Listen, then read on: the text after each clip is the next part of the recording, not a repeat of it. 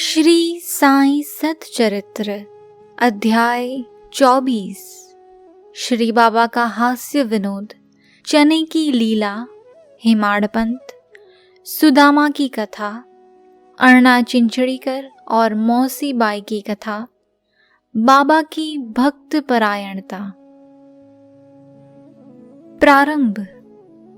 अगले अध्याय में अमुक अमुक विषयों का वर्णन होगा।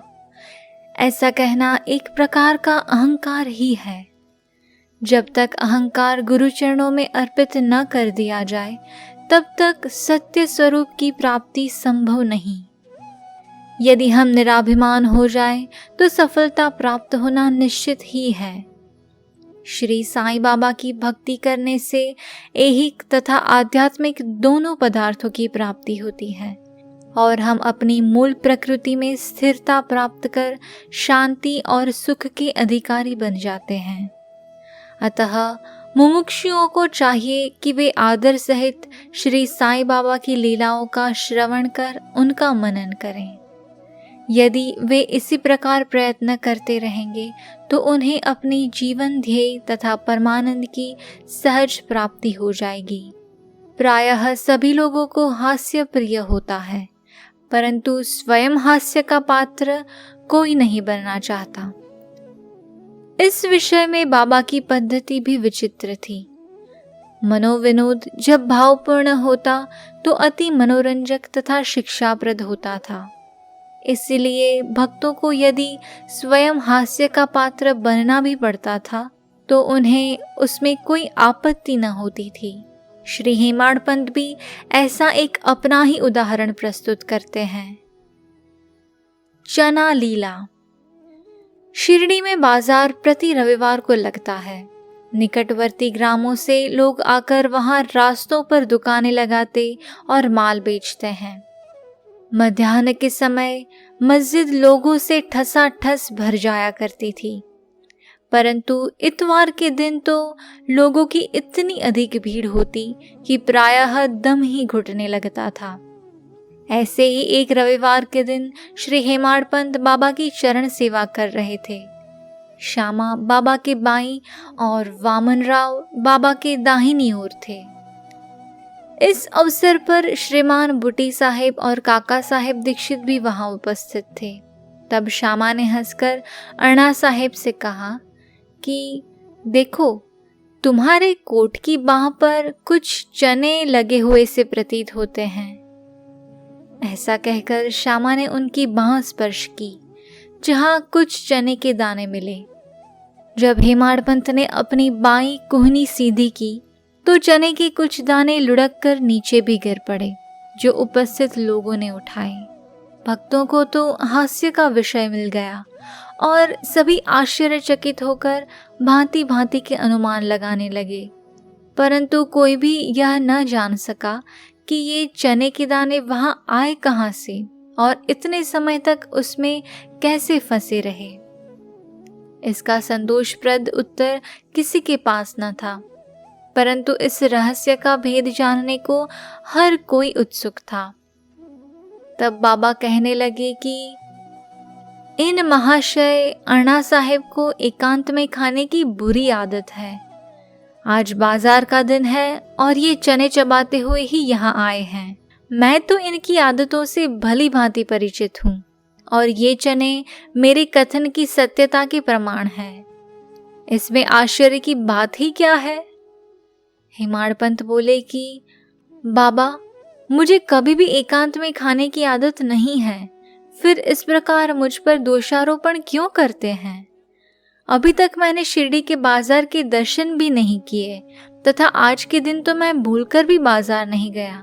तब उनके खाने की बात तो दूर है। भोजन के समय भी जो मेरे निकट होते हैं उन्हें उनका उचित भाग दिए बिना मैं कभी भोजन ग्रहण नहीं करता। बाबा ने कहा, तुम्हारा कथन सत्य है, परंतु जब तुम्हारे समीप ही कोई ना हो तो तुम या हम कर ही क्या सकते हैं। अच्छा बताओ, क्या भोजन करने से पूर्व तुम्हें कभी मेरी स्मृति भी आती है? क्या मैं सदैव तुम्हारे साथ नहीं हूं? फिर क्या तुम पहले मुझे ही अर्पण कर भोजन किया करते हो? शिक्षा। इस घटना द्वारा बाबा क्या शिक्षा प्रदान कर रहे हैं, थोड़ा इस ओर ध्यान देने की आवश्यकता है। इसका सारांश यह है कि इंद्रियां, मन और बुद्धि द्वारा पदार्थों का रसास्वादन करने के पूर्व बाबा का स्मरण करना चाहिए। उनका स्मरण ही अर्पण की एक विधि है। इंद्रियां विषय पदार्थों की चिंता किए बिना कभी नहीं रह सकती। इन पदार्थों को उपभोग से पूर्व ईश्वरार्पण कर देने से उनकी आसक्ति स्वभावतः नष्ट हो जाती है। इसी प्रकार समस्त इच्छाएं, क्रोध और तृष्णा आदि कुप्रवृत्तियों को पहले ईश्वरार्पण कर गुरु की ओर मोड़ देना चाहिए। यदि इसका नित्याभ्यास किया जाए तो परमेश्वर तुम्हारी कुवृत्तियों के दमन में सहायक होंगे। विषय के रसास्वादन के पूर्व वहां बाबा की उपस्थिति का ध्यान अवश्य रखना चाहिए। तब विषय उपभोग के उपयुक्त है या नहीं, यह प्रश्न उपस्थित हो जाएगा और आचरण में सुधार होगा। इसके फलस्वरूप गुरु प्रेम में वृद्धि होकर शुद्ध ज्ञान की प्राप्ति होगी। जब इस प्रकार ज्ञान की वृद्धि होती है तो दैहिक बुद्धि नष्ट हो चैतन्य धन में लीन हो जाती है। वस्तुतः गुरु और ईश्वर में कोई पृथकत्व नहीं है और जो उन्हें भिन्न समझता है वह तो निरा अज्ञानी है तथा उससे ईश्वर दर्शन होना भी दुर्लभ है। इसलिए समस्त भेदभाव को भूलकर गुरु और ईश्वर को अभिन्न समझना चाहिए। इस प्रकार गुरु सेवा करने से ईश्वर कृपा प्राप्त होना निश्चित ही है और तभी वे हमारा चित्त शुद्ध कर हमें आत्मानुभूति प्रदान करेंगे।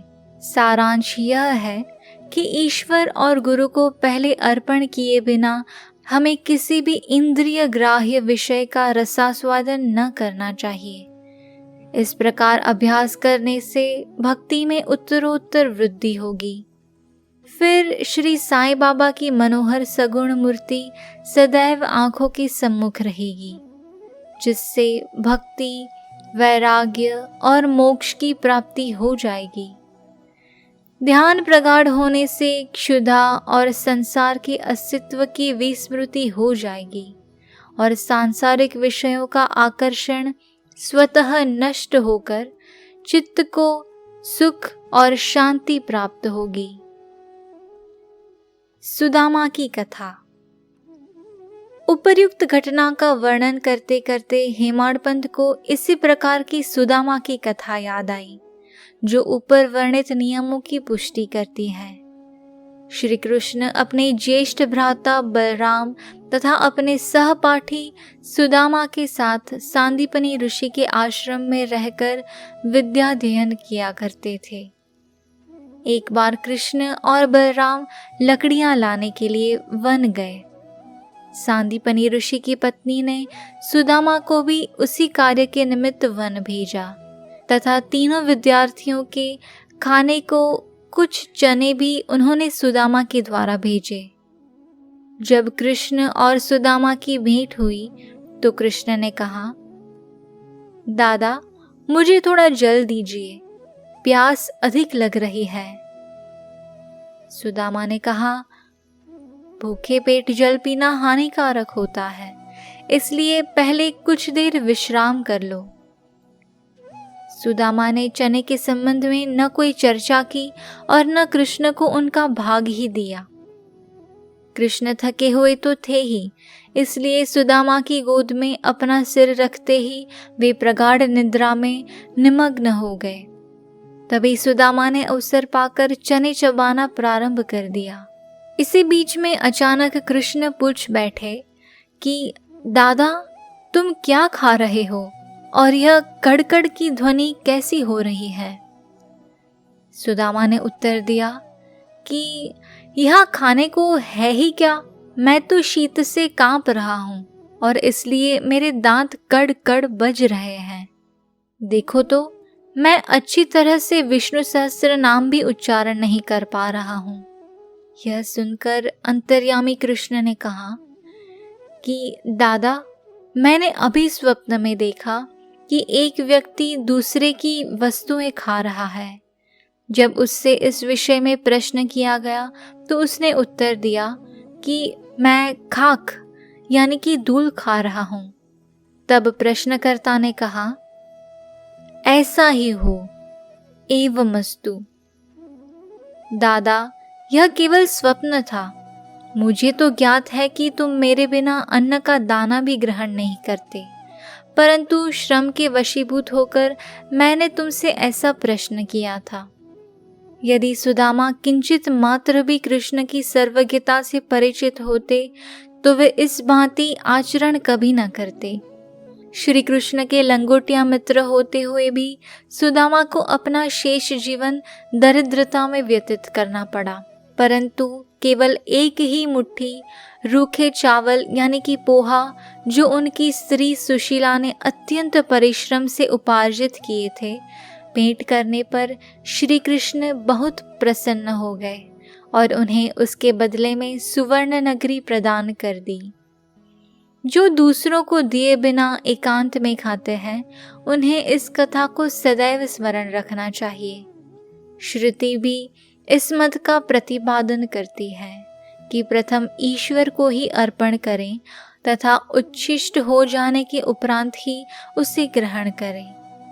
यही शिक्षा बाबा ने हास्य के रूप में दी है। अर्णा चिंचड़ीकर और मौसी बाई। अब श्री हेमाड पंत एक दूसरी हास्यपूर्ण कथा का वर्णन करते हैं जिसमें बाबा ने शांति स्थापन का कार्य किया है। दामोदर घनश्याम बाबरे उपनाम अर्णा चिंचड़ीकर बाबा के भक्त थे। वे सरल, सुदृढ़ और निर्भीक प्रकृति के व्यक्ति थे। वे निडरता पूर्वक स्पष्ट भाषण करते और व्यवहार में सदैव नगद नारायण से थे। यद्यपि व्यवहारिक दृष्टि से वे रूखे और असहिष्णु प्रतीत होते थे, परंतु अंतःकरण से कपटहीन और व्यवहार कुशल थे। इसी कारण बाबा उन्हें विशेष प्रेम करते थे। सभी भक्त अपनी अपनी इच्छानुसार बाबा के अंग अंग को दबा रहे थे। बाबा का हाथ कठड़े पर रखा हुआ था। दूसरी ओर एक वृद्ध विधवा उनकी सेवा कर रही थी, जिनका नाम वेणुबाई कौजलगी था। बाबा उन्हें माँ शब्द से संबोधित करते तथा अन्य लोग उन्हें मौसी बाई कहते थे। वे एक शुद्ध हृदय की वृद्ध महिला थी। वे उस समय दोनों हाथों की उंगलियां मिलाकर बाबा के शरीर को मसल रही थी। जब वे बलपूर्वक उनका पेट दबाती तो पेट और पीठ का प्रायः एकीकरण हो जाता था। बाबा भी इस दबाव के कारण यहाँ वहाँ सरक रहे थे। अर्णा दूसरी ओर सेवा में व्यस्त थे। मौसीबाई का सिर हाथों की परिचालन क्रिया के साथ नीचे ऊपर हो रहा था। जब इस प्रकार दोनों सेवा में जुटे थे तो अनायास ही मौसीबाई का मुख अर्णा के अति निकट आ गया। मौसीबाई विनोदी प्रकृति के होने के कारण ताना देकर बोली कि यह अर्णा बहुत बुरा व्यक्ति है और यह मेरा चुंबन करना चाहता है। इसके केश तो पक गए हैं, परंतु मेरा चुंबन करने में इसे तनिक भी लज्जा नहीं आती है। यह सुनकर अर्णा क्रोधित होकर बोले, तुम कहती हो कि मैं एक वृद्ध और बुरा व्यक्ति हूँ? क्या मैं मूर्ख हूँ? तुम खुद ही छेड़खानी करके मुझसे झगड़ा कर रही हो। वहां उपस्थित सब लोग इस विवाद का आनंद ले रहे थे। बाबा का स्नेह तो दोनों पर था, इसलिए उन्होंने कुशलतापूर्वक विवाद का निपटारा कर दिया। वे प्रेम पूर्वक बोले, अरे अर्णा, व्यर्थ ही क्यों झगड़ रहे हो? मेरी समझ में नहीं आता कि माँ का चुंबन करने में दोष ही क्या है। बाबा के शब्दों को सुनकर दोनों शांत हो गए और सब उपस्थित लोग भी जी भरकर ठहाका मारकर बाबा के विनोद का आनंद लेने लगे। बाबा की भक्त परायणता। बाबा भक्तों को उनकी इच्छानुसार ही सेवा करने दिया करते थे और इस विषय में किसी प्रकार का हस्तक्षेप उन्हें सहन न था। एक अन्य अवसर पर मौसी बाई बाबा का पेट बलपूर्वक मसल रही थी, जिसे देखकर दर्शकगण व्यग्र होकर मौसी बाई से कहने लगी कि माँ, कृपा कर धीरे धीरे ही पेट दबाओ। इस प्रकार मसलने से तो बाबा की अंतड़ियां और नाड़ियां ही टूट जाएंगी। वे इतना कह भी ना पाए थे कि बाबा अपने आसन से तुरंत उठ बैठे और अंगारे के समान लाल आंखें कर क्रोधित हो गए। साहस किसे था जो उन्हें रोके? उन्होंने दोनों हाथों से सटके का एक छोर पकड़ नाभि में लगाया और दूसरा छोर पास वाले खंभे को लगा के उसे पेट से धक्का देने लगे। सटका यानी कि सोटा लगभग 2 या 3 फुट लंबा था। अब ऐसा प्रतीत होने लगा कि वह पेट में छिद्र कर प्रवेश कर जाएगा। लोग भयभीत हो उठे कि अब पेट फटने ही वाला है। अब बाबा अपने स्थान पर दृढ़ हो उसके अत्यंत समीप होते जा रहे थे और प्रतिक्षण पेट फटने की आशंका हो रही थी। सभी किंग कर्तव्य विमूढ़ हो रहे थे। वे आश्चर्यचकित और भयभीत हो ऐसे खड़े थे मानो गूंगों का समुदाय हो। यथार्थ में भक्तगण का संकेत मौसी बाई को केवल इतना ही था कि वे सहज रीति से सेवा शुश्रूषा करें। किसी की इच्छा बाबा को कष्ट पहुंचाने की न थी। भक्तों ने तो यह कार्य केवल सद्भावना से प्रेरित होकर ही किया था, परंतु बाबा तो अपने कार्य में किसी का हस्तक्षेप कण मात्र भी न होने देना चाहते थे। भक्तों को आश्चर्य हो रहा था कि शुभ भावना से प्रेरित कार्य दुर्गति में परिणत हो गया और वे केवल दर्शक बने रहने के अतिरिक्त कर ही क्या सकते थे। भाग्यवश बाबा का क्रोध शांत हो गया और सटका छोड़कर वे पुनः आसन पर विराजमान हो गए। इस घटना से भक्तों ने शिक्षा ग्रहण की कि अब दूसरों के कार्य में कभी भी हस्तक्षेप न करेंगे और सबको उनकी इच्छानुसार ही बाबा की सेवा करने देंगे। केवल बाबा ही सेवा का मूल्य आंकने में समर्थ थे। श्री सद्गुरु साईनाथार्पणमस्तु। शुभं भवतु।